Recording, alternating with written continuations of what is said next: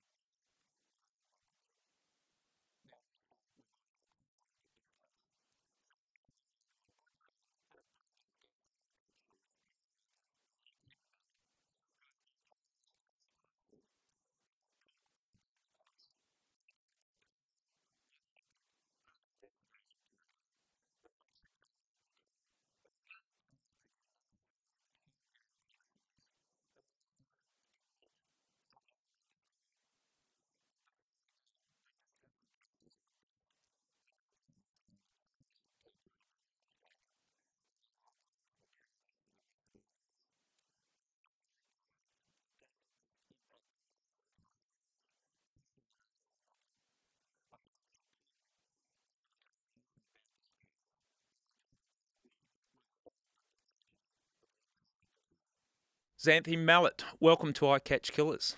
Hello. Thanks for coming on. I know you're a Yes. busy person. Well, been a busy week, it has, but always a pleasure. Well, last time we caught up, I think we went out for a night, which turned into a... Started off as dinner and then ended into drinks after dinner, Yes. and I blame Tim Watson-Munro. I always blame Tim Watson-Munro for everything. He's a troublemaker, that man. He's a bad human being, and there was you, me, Duncan McNabb, and we were the innocent ones, and Tim Duncan McNabb is also a bad influence. encouraged us to have a drink, but it was good fun as usual. So thanks for coming on. I've talked about up front before you came on about the impact of murder and this case, and it's captured so many people's attention. But what's sometimes lost on this is that 3 lives have been lost and all the people that around them and how many lives have been impacted upon. But before we go on, I do owe you an apology because on the Kathleen Folbick matter... Oh, yes. Here it comes. You were wrong. I said apology. I didn't say I was wrong. I say it softly so people aren't listening. But look, that was another horrendous situation. But you always maintained, and we had some very heated debates. Debates. That's a nice way of putting it about the guilt or innocence. And you always maintained that she should be acquitted by the court based on the evidence. And I got to say, you were proven to be right. So yeah. So did you say you were going to apologise? Did you say? That was an apology, wasn't it? Oh, was it? Okay, all right, loosely. All right, okay. I accept that you were wrong, Gary. I can't say the word, but no, it was an interesting take on it, and that's the high stakes of the court system and investigating deaths, isn't it? Yeah, and we're kind of making light of that because we did have that bet, and I told you owed me a whole crate of beer when I was found to be correct, and so I'll hold you to that. But at the end of the day, that's another woman's life who's been irrevocably changed. You know, she lost 20 years of her life as a result of that error. And so, we kind of joke about it, but it's actually really deadly serious when things go wrong with the court system. Yeah, most definitely. Now, you've been on as a guest previously on I Catch Killers, but for people that don't know you, I'd describe you as a forensic anthropologist, criminologist, academic, television presenter, successful author, and host of Motive and Method podcast, and someone who has a deep understanding and fascination and expertise in all things crime. Have I missed anything? I don't think so. I think I do all of those things. I'm not sure I do all of those things really well, but okay, yes, yeah, I do dabble in all of those. Yeah, yeah, because you have been involved in crime in various ways, looking at crime and dissecting crime for a long time. So I thought I wanted to talk about the mushroom murder case because it's captured the fascination of so many people, not just in this country. It looks like worldwide. Yep. Yeah, did a podcast for the UK. I've done interviews for the UK, France, other places in Europe. I can't even remember. Yeah, it's everywhere. Yeah. What is it about this case that's fascinated people? What's your thoughts on that?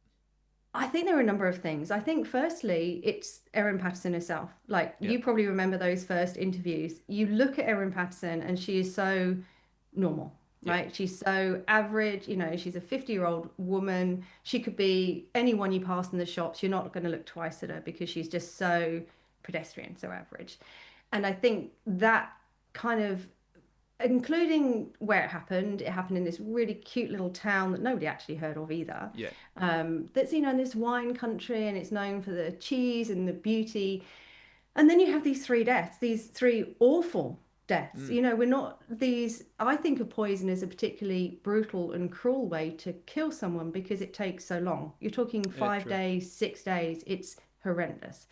And so you look at the situation and you look at the accused and what happened, and the two things just don't go together. You go, how could that woman be responsible for this? And nobody have any idea that there was anything going on in the background at all.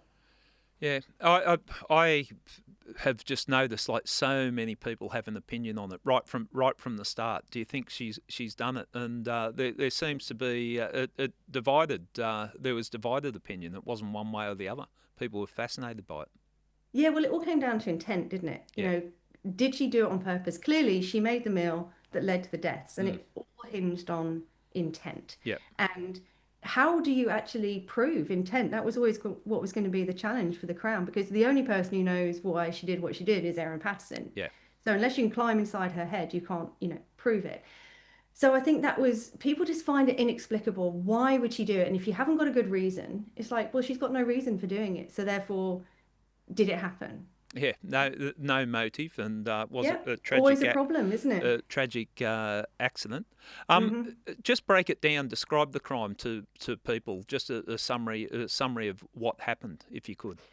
Yeah, sure. So almost exactly 2 years ago, Erin Patterson invited her family over, which included her estranged husband. They're not divorced, Simon. Estranged husband, his parents, and his aunt and uncle, for a family lunch. She claimed to have cancer and she wanted to get the whole family together as this meal because she was supposedly deeply unwell. So Simon didn't go. He said he felt uncomfortable, so he elected not to go to that lunch. But the other four did.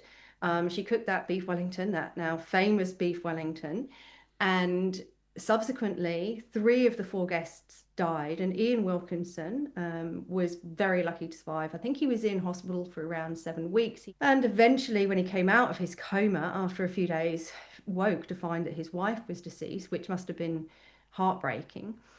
And as the investigation unfolded, there were questions as to what was in the lunch. It appeared to be the mushrooms. Originally, Erin Patterson claimed that they'd been bought from a Chinese supermarket, but couldn't give a location. Then she eventually said that she had been foraging, and death cap mushrooms were identified as the toxin. She had a dehydrator that she had got rid of very quickly after the event. And also, one of the things I thought was interesting that came out at trial, she also had a couple of mobile phones, and I'd be interested in your take on this. Yeah. This 50-year-old woman has 2 mobile phones, moving the SIM cards around, and she did a number of factory resets on those phones in the days after this event happened. And she also did one of those by distance when the police had actually taken that phone. I read that. That was pretty funny. Yeah, right. And not normal No. for a 50-year-old woman to have, these phones that she does these resets on. Anyway, subsequently, it took 5 days for two of the victims to die and 6 days for the third victim to die. And then obviously the investigation unfolded from there. I think homicide were involved after a couple of days, Yeah. even before people were dying. Erin Patterson herself claimed to have been slightly unwell. She did go to hospital very briefly, but discharged herself against medical advice. And there was no evidence she was actually unwell at that stage. So that's basically, in a nutshell, what happened. And obviously, 2 years later, she has been found guilty of the 3 murders and attempted murder. And she is now going to spend, in essence, the rest of her life in prison. Yeah, I'd say that's a likely scenario. Looking at the police investigation, because I'm obviously interested in the way it would be approached. When it was first reported, it was a doctor that drew the attention to Yes. to the police and Yep. said, okay, it's for someone to come into a hospital, one person, but when you got 3 people, there's a suspicion attached. So that's when police first became involved, when the doctors made Well, contact. it was the doctor. My understanding it was the doctor that had treated Erin Patterson. Yep. So she attended hospital saying she was unwell, but they couldn't find any physical signs. You know, she seemed perfectly healthy. All her obs were normal. So she wanted to discharge herself immediately, and the doctor was suspicious by her behaviour Yeah. that was treating her. So she did discharge herself, and he called the police saying, you know, this is unusual. Yeah. Her behaviour was suspicious. Yeah, appropriate too. You wouldn't want this one slipping through. So, okay, you've got a situation like that. So, I'm imagining when the police turn up, they'd get get all the details of what took place. You've got 5 people at the lunch. 4 of them are critically ill, and the person that prepared the meal is not showing signs of the poisoning that the other victims went through. I think, and I've heard it said, that the fact that the Ian Wilkinson didn't die is sort of a flaw in her planning of the murders. Well, I certainly think he was very influential. So Yeah. I mean, we can't say what influenced the jury because Yeah. we can never ask them in Australia, right? But from his evidence, he was very compelling. I thought he did very well, given, imagine the pressure he was under in court, the situation he was having to recall. Yeah. So he did almost die. He was very lucky to survive, but he could give evidence of the different color plates that were used at that lunch, and that became quite crucial. So he said that she served 4 portions. They were each individual portions of beef Wellington on the same color plates, and there was one that was different, and that was the one that Erin Patterson ate. So you could extrapolate from that she wanted to be able to clearly identify hers Yeah. against all the others. Now, she said that she just doesn't have enough of the same color plates, which, I mean, that's possible, It's right? possible. Yeah. It really depends on the person, because when I heard that, I was thinking, I break plates all the time. And I realized last weekend I had some guests over and I didn't have enough plates. I had to use a picnic plate because I didn't have enough plates. And I was like, well, that's embarrassing. Are those people Those people are still fine and well, contactable? yes. Yeah. Okay. And I just actually, everyone just sat down where they chose at dinner. I didn't actually choose the Allocate. seating. No, I just didn't have enough plates because I break them all the time. It won't shock you to know that I'm clumsy. But I thought about that then, because I was like, I have to use a picnic plate. That's embarrassing. But I thought of that situation. But I I can see why Ian noticed that, you know, and it does seem unusual that she had this different color plate and she allocated who ate what. And maybe at the time it didn't stand out, but if in the situation the way it played out, that Ian be looking back there and go, okay, that's interesting. Well, I think it depends. I mean, me not having matching plates doesn't matter to me. I'm not that kind of person, but for some people, they would have found that embarrassing and it would have been unusual for them. Yeah. And so I think it depends on Erin Patterson. But also, my understanding is, and I think it was Heather, but somebody may correct me if I'm wrong, but Heather also mentioned when she was first taken in the ambulance that the plates were different colours. Okay. Now, if that's something when you're unwell in an ambulance and that's something you feel the need to share, obviously it's something that stood out to you. Yeah. Okay. Now, from a policing point of view, the crucial part on that would be the toxicology examinations of what caused the illness and subsequent deaths. But also, you'd be looking at getting a version like who prepared the meal, who served the meal, and getting a version from that person. Do you know any details about what the version that Erin Patterson provided police first up? Now, my understanding is that she basically served that meal, and she didn't have any assistance with that. And I Yeah, think Ian Wilkinson confirmed that. I'm digging into my memory, but I think people offered to assist her, but she insisted on doing all herself. yeah, So she made the meal, she purchased the ingredients. No one else had a hand in it. Was what was also interesting about the meal, though. There were two Patterson children who we can't discuss in any more detail than that, except to say that they weren't at the meal. yeah. They were off at the movies, right? So they did not eat the meal. However, Erin did give them the leftovers, but she'd scraped the mushrooms off. She said the children didn't like mushrooms. Right. What's interesting is the medics were telling her to get the children checked out, and she didn't because she wasn't concerned about them because she'd removed the mushrooms. Now, how did she know that it was the mushrooms Of all that were the things. problem with the meal? Yeah. You would get them checked, wouldn't you? Oh, most definitely. Is Most there any definitely. reason you can think of that you would not at least get them checked by a medical professional? See, the type of things we're talking about here and the type of things that you're raising, they're the red flags from a investigator's point of view. They're the things that you'd be looking at. Okay, this is a little bit unusual. If Erin got sick as well, it would change the way that you'd focus on the investigation. But all these things are sort of adding up, these little things that would certainly put the suspicion right on her. Having said that, there's still a lot of work to do to prove this case. I looked at it from the start and I formed my own opinion right from the start when snippets of information were coming out. But it's one thing to have an opinion. It's another thing to prove the case. Do you think this was a difficult case to investigate and prove?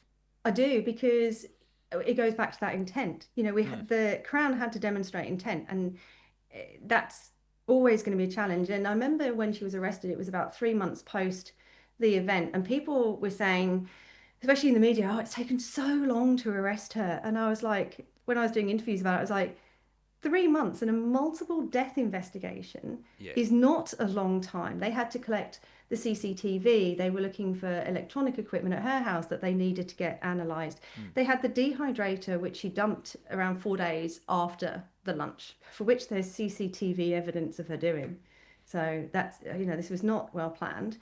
But they needed to send that abroad to see whether there were death cap mushroom spores in that desiccator. yeah, So that wasn't an expertise we had in Australia. So all of this had to be gathered before they could arrest her. They had to obviously develop the brief of evidence. yeah, So 3 months was not a long time before arresting her. But I think it would have been very difficult because, okay, they may have had evidence that she had been foraging, for example, but proving that she intentionally chose death cap mushrooms and yeah. intentionally put them in that meal, there's a leap there that they had to fill in those gaps for the jury. To be able to prove that. I suppose from a starting point, you haven't got multiple suspects in this. You're looking. The obvious suspect is the person that prepared the meal, served the meal, and the one person that wasn't impacted from the meal, even though that she was sitting down at the dinner table. But what were the circumstances in why the people were there? Like she wasn't divorced from her husband, but they're separated. Yeah. Yeah, I'm all for keeping families friendly after separation. But what was the basis of these people being invited for lunch? Well, she was apparently quite close to her in-laws and Simon's family. You know, they've Yeah, been married a long time. She was obviously the mother of the grandchildren, etc. And things had got a little acrimonious, and there'd been a distance between them that she has mentioned, and there were some text messages that were released in court. And she said that she invited them round because she was trying to kind of, regenerate that mm, relationship. And also, she claimed to have cancer. And so she was kind of playing on their sympathies, I yeah. guess. These are really kind, lovely people, and they went round there to support her. And she knew that she would be able to manipulate them into coming around by telling them a sob story, in And essence. was that put out to them first up? Did she announce that she's suffering an illness, or Yes, yeah, yeah. She told them, and that's why she wanted to come around because I think she said something like this may be the last time we're all together. Okay, well, that's a hard invite to How do you not say no? not Oh no, oh, okay, you've got cancer. No, we're not going to come to lunch, you know? yeah. I suppose the other thing about this investigation too, like there's one thing to serve something that you know is going to make people sick, but to prove murder, you've got to prove the intent Mm. to murder or a total Yep. reckless indifference. So, did she know about the effect of death cap mushrooms? Well, now that is a good question. It would be difficult to prove that she knew about death cap mushrooms Right, right. specifically, but there was evidence that she knew where they were available in the area. So there are websites where, people go foraging Mm, and people with an interest in fungi will say what they found. So either people can go and look at it if it's particularly unusual, or in fact avoid it. So there are a couple of people who had seen death cap mushrooms growing and had mm, put them on these websites to warn people not to forage in that area because death caps look very normal, which is yeah, another part of this. Everything looks normal, right? She looks normal, the lunch looks normal, death caps look harmless. So everyone's like, don't go and forage there because there are death caps there. Now, yeah. there's evidence that she actually knew specifically where these death caps were. And so whether we can prove that she knew the toxicity is a different question. That But I okay. mean, death caps are highly toxic. People die every year from Mm, death cap mushroom toxicity. There's 4 different toxins in it. It's really very brutal. You only need a very small amount to cause death, yeah. depending on the person, health, size, etc., all of that. But yeah, she certainly knew where death caps were growing. She originally denied having a habit of foraging and then later acknowledged that, which I think she started during COVID. That was a hobby that she developed. Okay. And I think police gathered evidence with an expert on phones and triangulation of They did. phone to Yep. locations where it was known that those type of mushrooms Yes. were growing. So they knew that she'd been to these websites, which had actually specifically said where there are death caps Mm. growing, and then they could use the cell tower data to place her in and around those areas for protracted amounts of time. Okay. So the case is building, but it's still very much a circumstantial case. And I think the problem from a policing point of view you've got with this particular case, there's always an alternative Yep. hypothesis that it could have been a tragic accident. Which is exactly what the defense said. This is just an awful foraging accident. And what's interesting here, and this would be good to hear your take on this. There was no alternative outcome. So if she Right. was found not guilty, there was no manslaughter on the table. It Okay. was guilty or nothing. So Yeah. she walked, basically, if she was found not guilty. That takes the level of proof to a much higher level. Doesn't it? Yeah. Because 3 people are dead and a fourth almost died. Well, And yet, if she's found not guilty, there is no culpability there. She yeah. walks free. Well, manslaughter would have been the option of she knew it was going to make them sick, but she never intended to kill them, Kill them. and it Yeah. would have been an easier. The bar would have been lower for the prosecutors But it was to off go the at that. table. Yeah. So Well, as police, what do you make of that? I mean, do you think that was a choice they made, or is that just when they charged her, that's not something that well, they considered? I'm speaking hypothetically here, Yeah, yeah, but of course. Yeah. I'd look at as they've gathered the evidence that no, this meets the level of murder, and that's what we're going for. It's a Uh, risk uh, though, uh, massive risk. an all or nothing, I suppose. But there was a lot of evidence about her being untruthful, as I understand it too. Her Yes. version of events didn't quite add up. Now, it's one thing to have someone admit to a crime, and that makes it a lot easier. But if they're denying the crime, sometimes their denials and untruths can work heavily against them, and or heavy weight can be placed on their untruthfulness. Yeah, and certainly that came out during the trial. But the judge in his summation made very clear to the jury that she wasn't charged with lying. She was charged with murder and attempted murder, and lying doesn't make you Yeah, a murderer. But she then obviously, she gave evidence, and the jury were then asked to believe her account, even though she's saying, yes, I lied, and she had these reasons for lying. But she's trying to then convince them, okay, I've lied, I've been caught out in all of these lies, but I'm telling you the truth now. And yeah. all of the witnesses, of which there were like 50 odd, and like 9 weeks of evidence previous to that, that's all wrong. You have just got to believe my word. even though she was still lying on the stand and she was caught out in lies on the stand. So, how could the jury believe anything that she said Yeah. when everything that she told them could be disproved? Even when she said how, the reason that she didn't get sick was apparently because she had bulimia. So she'd made herself vomit just after the meal. So therefore, she was saying she hadn't actually ingested any of the toxin or only a very minor amount, for which, she said she felt unwell, but no evidence of that. But she said that she was having, I think, a gastric band fitted, and she gave them the name of a hospital. That clinic didn't offer that kind of surgery, and she had no appointment there. Yeah. So everything she was still saying was lying. There's no evidence of her having bulimia. Now, I know people lie about eating disorders. They do hide it. They're very good at hiding it because, for many psychological reasons, often shame. But nobody in her sphere had any idea that she allegedly had this eating disorder, which would be unusual to be able to hide it from people, you've been married to, etc. And yeah, this hospital for which she said she had an appointment knew nothing about her. Yeah. I looking at the case then, the police, the strength of the case would be able to being able to disprove all the information Everything. that she provided. And the judge is quite right in warning the jury that lying is not the offence. But when you add it all up, these inconsistencies, and it's showing an intent right from the start to provide misinformation. Exactly. And again, we're surmising what's going through the jury's mind. But I would imagine, looking at it from a police point of view, I'd want to be presenting all that evidence to the courts, to the jury, and let them make their own assessment of it. Exactly. And they showed the original police interview in which she was lying, saying that she didn't forage, etc. So, she started from the very beginning. Now, I mean, you were a police officer for, God, I don't know how long.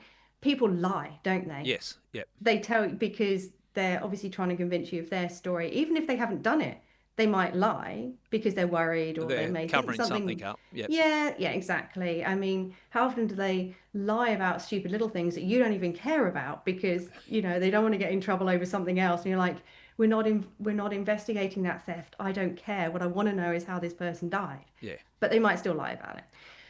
So she was lying right from the beginning, but I think it was just the plethora of lies. There was nothing that woman said that was true. Yeah. What were your observations? Because you have a deep understanding about this world. What was your observations of what you saw presented about her in the media, watching the case play out? Well, I remember those. We had a quick chat just before we started. I remember that first interview I saw with her when she was standing by the car. I think at that stage, it was a few days after, and I think Gail, Heather, and Don had already died by the time she gave this interview. Ian was still in his coma. And she was standing by the car, and I don't know whether you remember this one, but the press pack kind of surrounded her car at the house as she got out. Yep. And she stood there and she was kind of wiping her eyes and she was saying how distressed she was.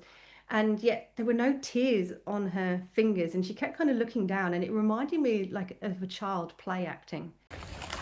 It's a tragedy what's happened. Can you tell us about the meal that you cooked? I'm so devastated by what's happened, by the loss of Don. Don is still in hospital, the loss of Ian and Heather and Gail. They were some of the best people that I've ever met. Gail was like... Take your time. Gail was the mum that I didn't have because my mum passed away 4 years ago. And Gail's never been anything but good and kind to me. And Ian and Heather were some of the best people I've ever met. They never did anything wrong to me, and I'm so devastated about what's happened. Can you tell us and the loss to the community and to the families and to my own children who've lost their grandmother. And I was like, and I remember thinking, you shouldn't be talking to the press. This is really not a good look for you. You're not doing yourself any favours. But she continued talking to the press after that. And I was thinking, I don't know who's advising you. And she had a lawyer by this stage. But they need to advise you to stop talking to the press because the impression you're giving is a bad one. And if this ever ends up in trial, none of this is going away. Like, people are going to be rewatching these interviews. And it was all about her. It was like, this is affecting me. I can't leave my home. It's very difficult for me. 3 people are dead, and there was no sense of any sympathy for them. for the victims. For the people, yeah. And even if she wasn't involved in it, you would be, Right. these If are I people cooked a close to you. meal, if I cooked a meal and several people had died, and that's possible, Gary, never eat at my house. I'm not very good at this. But it would, if it was an accident, because, I'm just that bad at it, you'd still, can you imagine if you've caused that? Yeah. The guilt you would feel causing that harm to people, and there was no sense of that. Definitely would come across. The other thing about matters like this, and I think this is why, and we touched on it when we first started speaking, that people see her as an average person. And that's what. And a mother. That's what people keep saying to me. She's a mother. How could she do this? Oh, she's this Mother Earth, nurturers. All mothers are, kind, generous, caring people. Well, they haven't met mine. So I was like, I can understand how mothers could do that. I cringe when I hear people. She couldn't do it because she's a mother. She's a mother. What? And in the jury system, that's part of what the police have got to work past Yeah, I when imagine. a female has been charged with murdering. But she's a mother. How could she do this? But we don't say that about fathers, do we? No.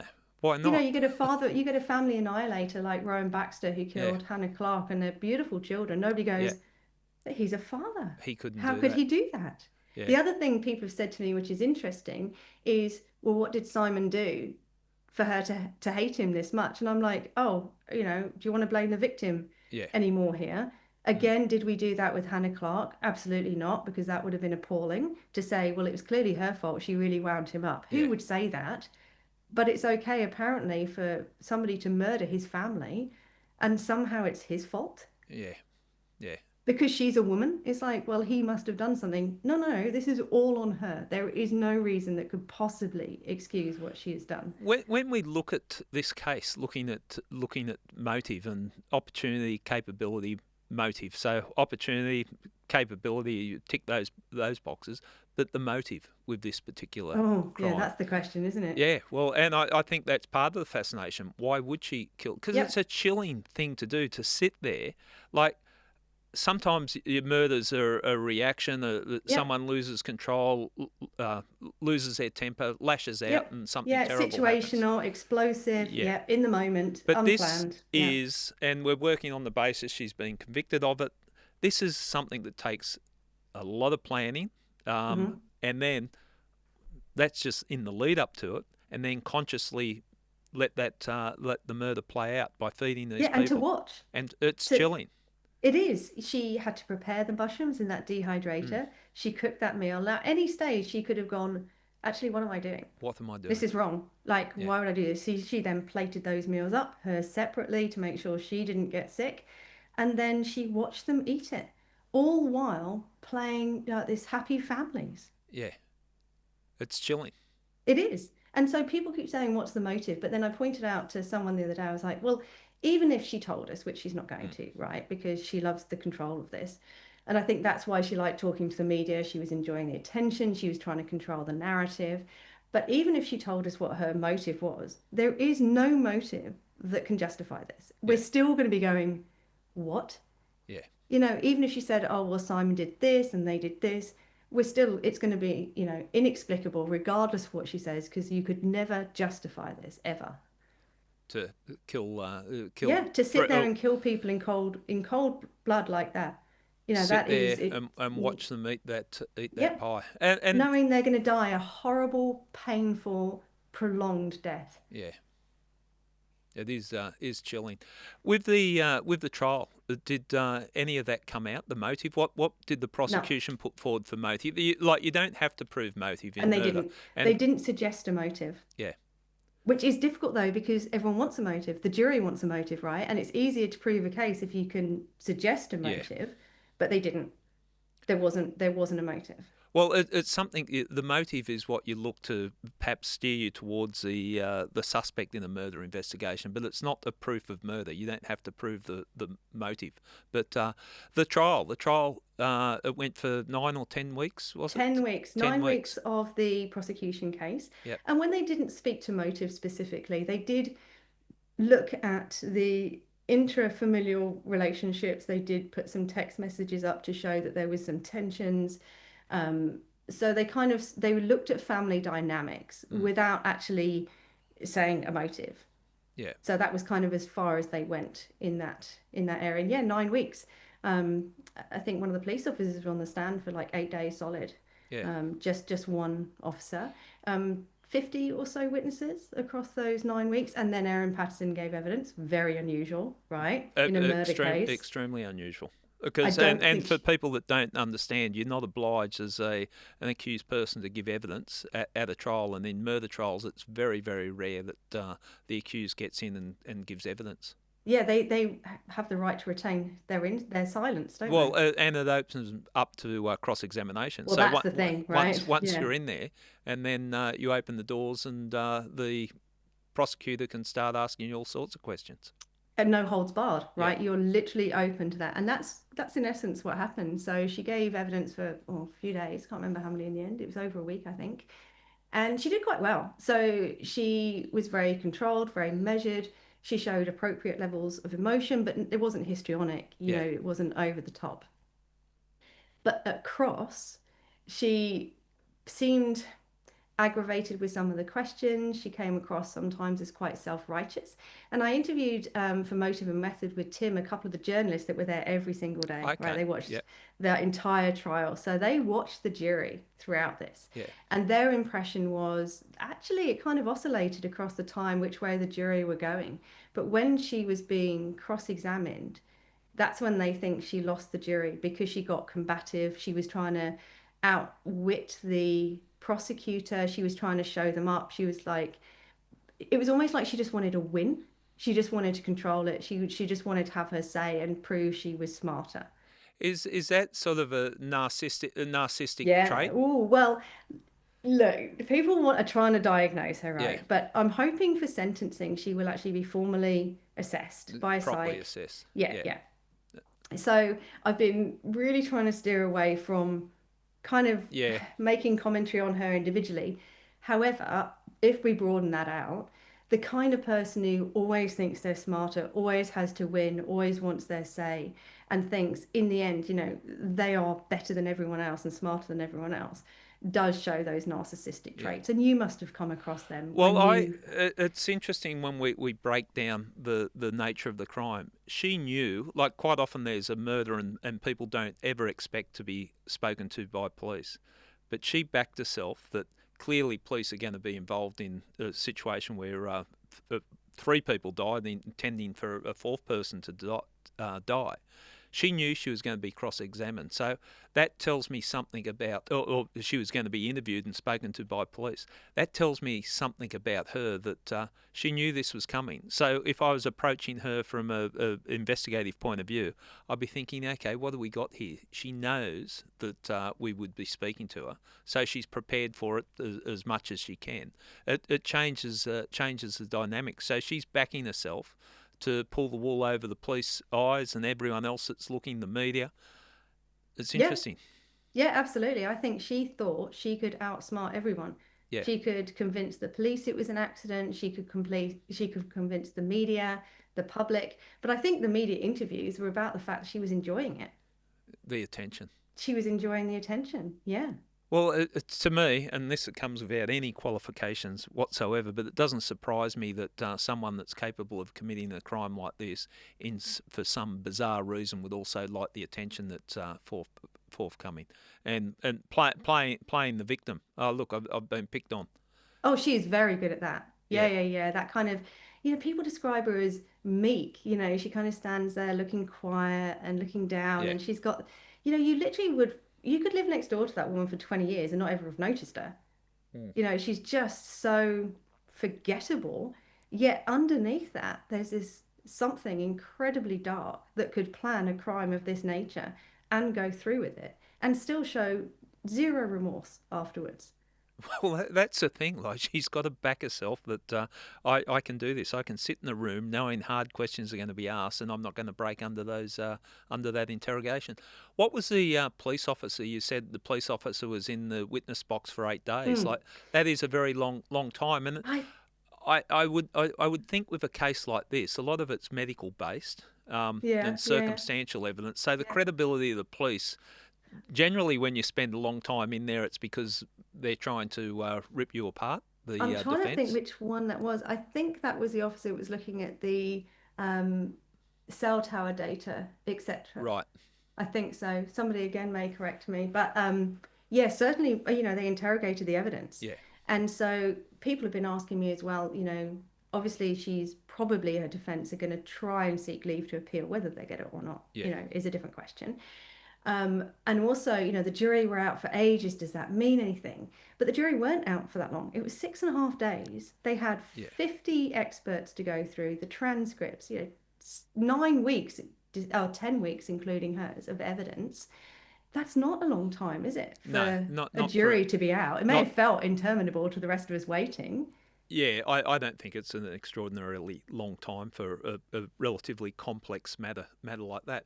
Was there anything that came out in the trial that surprised you, like you didn't expect?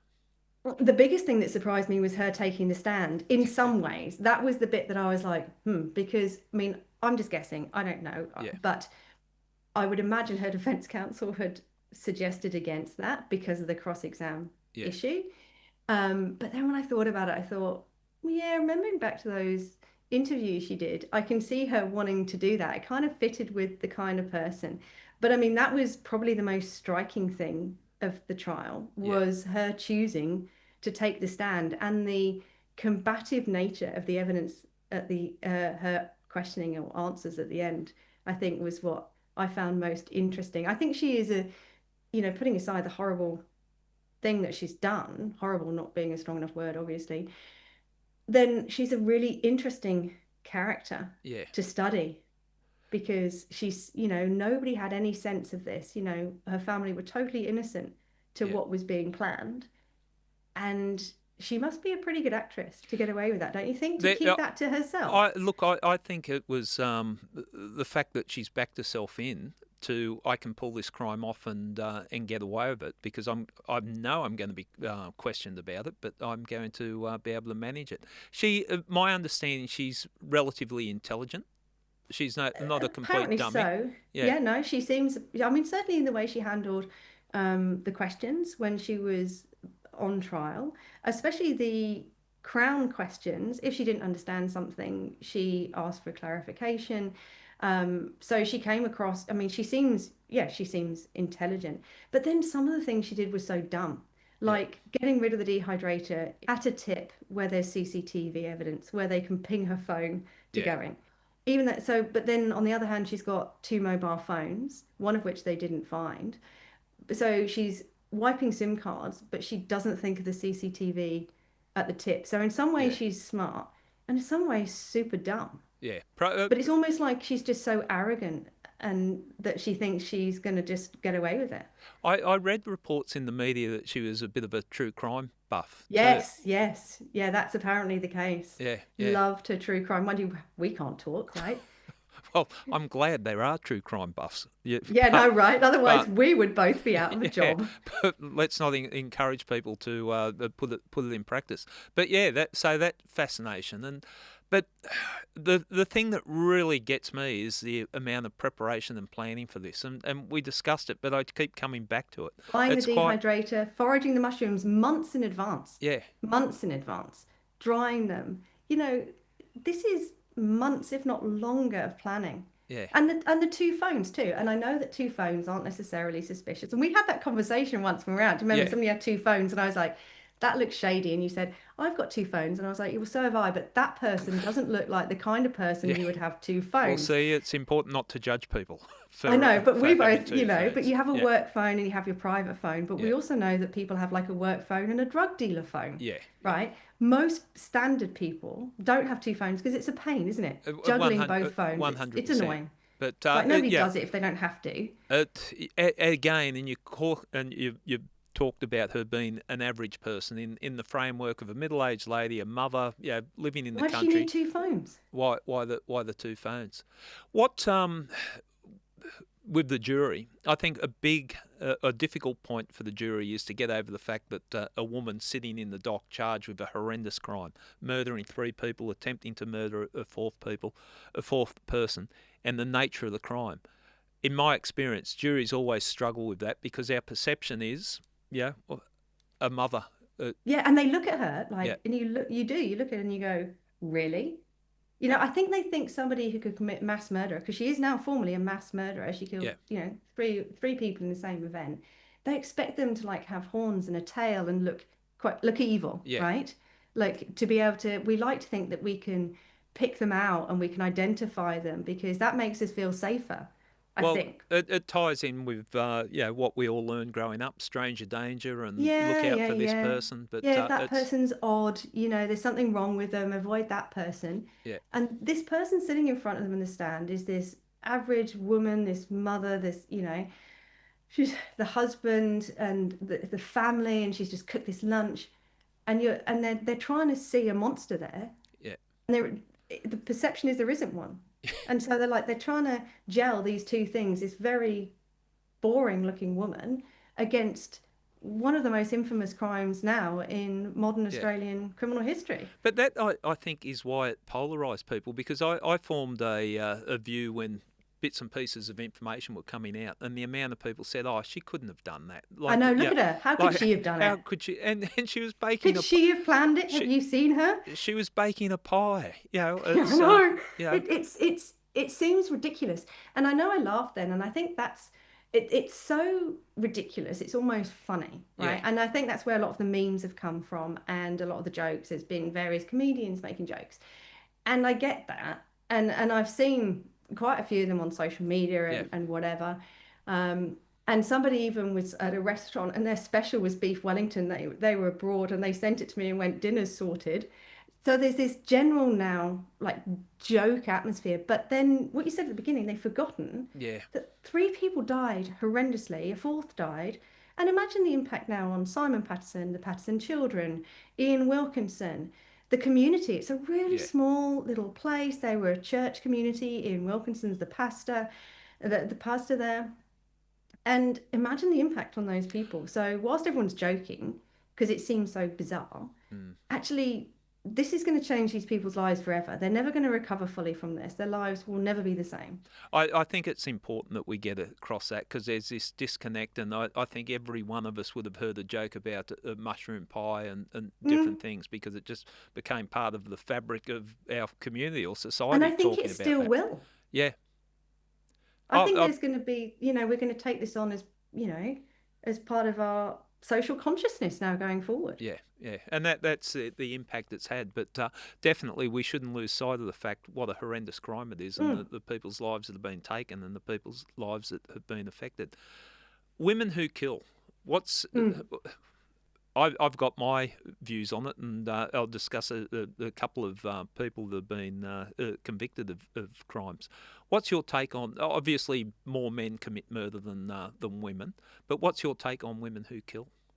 Yeah, I think women generally kill largely for different reasons to men. Yep. I'd be interested in your take on that. Men, we're obviously talking interpersonal crimes, so exes, partners, especially when they're leaving. We know that domestic family Yep. violence is a massive thing.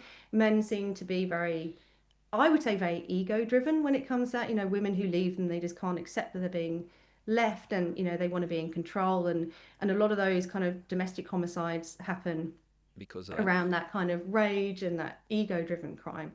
Women seem to kill for different reasons, sometimes financial reasons, sometimes jealousy, rage, but they tend to do it in a different way as well. Poison is actually quite a common method of choice. Yeah.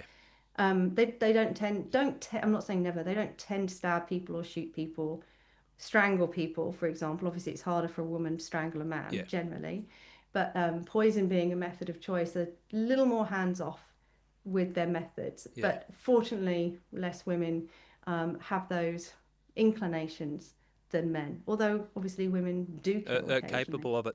Absolutely capable. I look at a couple of cases that I was involved in or aware of, but one of the cases, I'm not sure if you're aware of it, Natasha Beth Darcy, the widow of Walter. She it was on up near Newcastle Way or Cessnock, up around that area. Yeah. And she killed her partner by poisoning him with horse steroids, and that was something that she was, for all intents and purposes, someone that looked like fitted into society, and she ended up murdering her partner at the time. Yeah, I mean, how many people did you arrest that actually, if you just looked at them, if they walked past you on the street, you'd go, they look weird. They don't, right? Yeah, They look so normal. And that's when, especially when there's people are worried about children. They go, oh, well, kids shouldn't talk to that guy down there. He looks really dodgy. The dodgy diet guy down the road is not who they should be fearful of yeah. because the children are going to pick up any discomfort there. The ones you need to worry about are the ones who look absolutely normal, Well, who are teaching your kids sport or working in their school or their daycare, for one of a kind of contemporary example. It's not the weird guy down the road. He hasn't done anything. He's yeah. just unusual. Well, it just shows that you can't really judge people what they're capable of.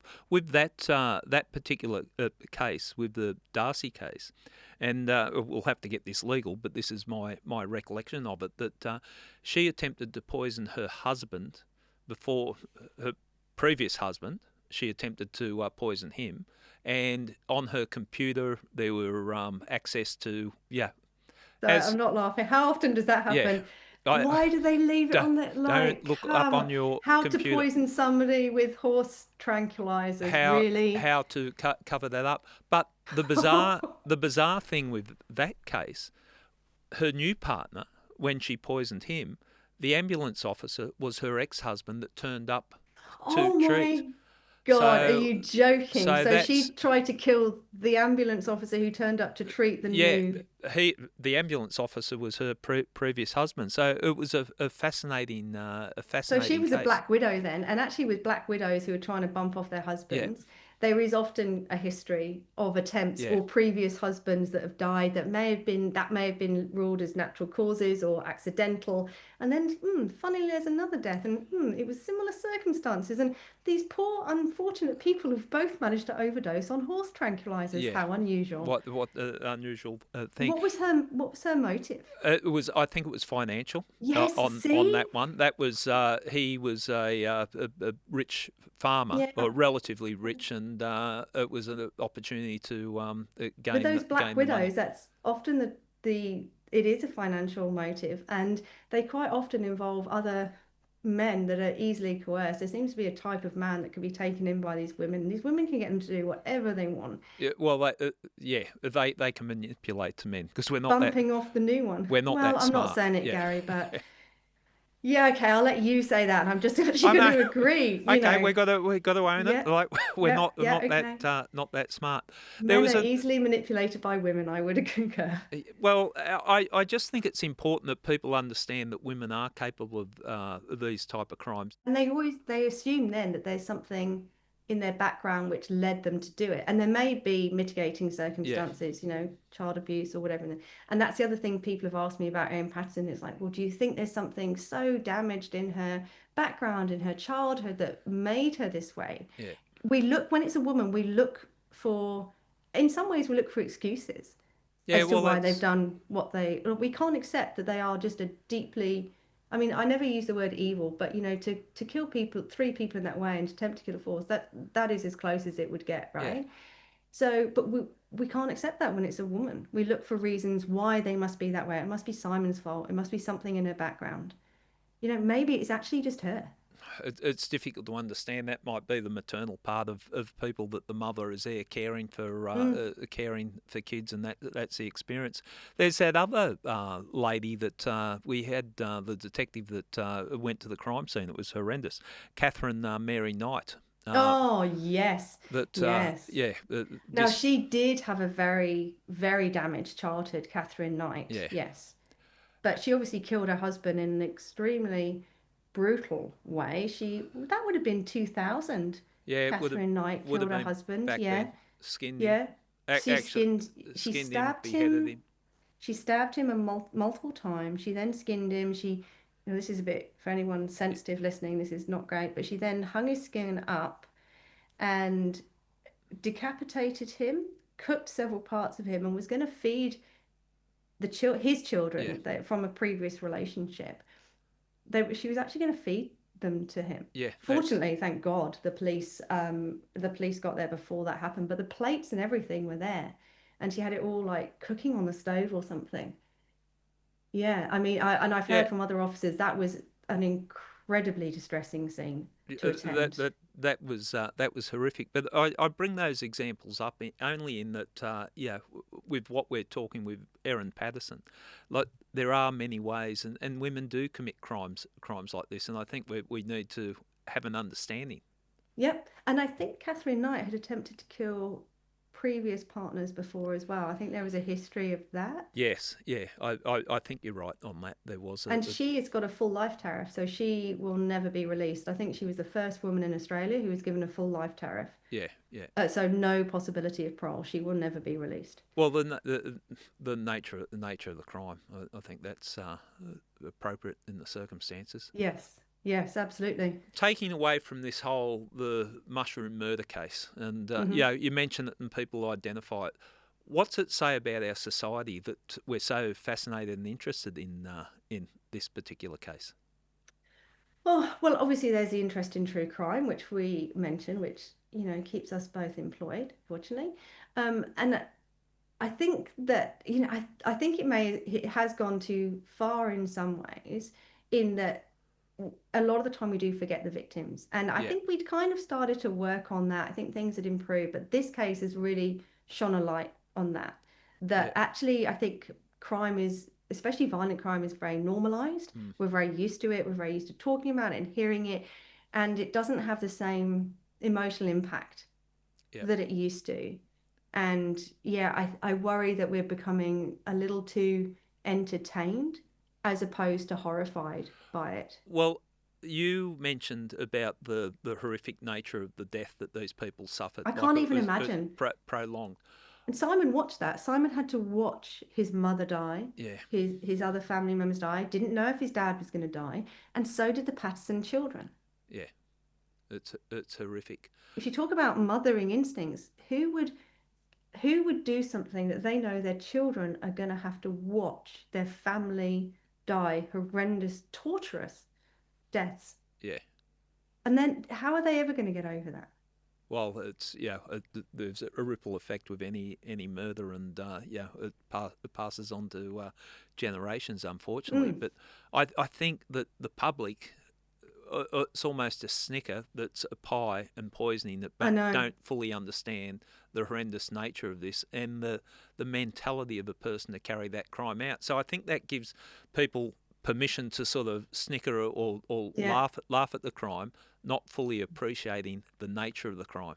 Well, I hope actually that might shift when we get to sentencing, because some of the family may take the opportunity to read their victim impact statements, which they can or they may not choose to, and it's entirely up to them. But I mean, you will have heard hundreds. They're very impactful, aren't they? When the families do read those or get somebody to read them.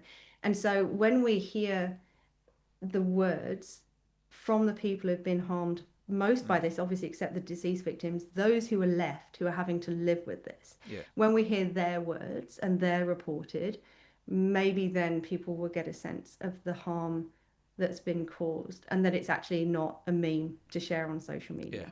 Well, I hope so. And there is an important thing with victim impact statements. It was actually a murder investigation I was involved in early in my career, Eileen Cantlay, and that was the first time that a victim impact statement was allowed in court on sentencing.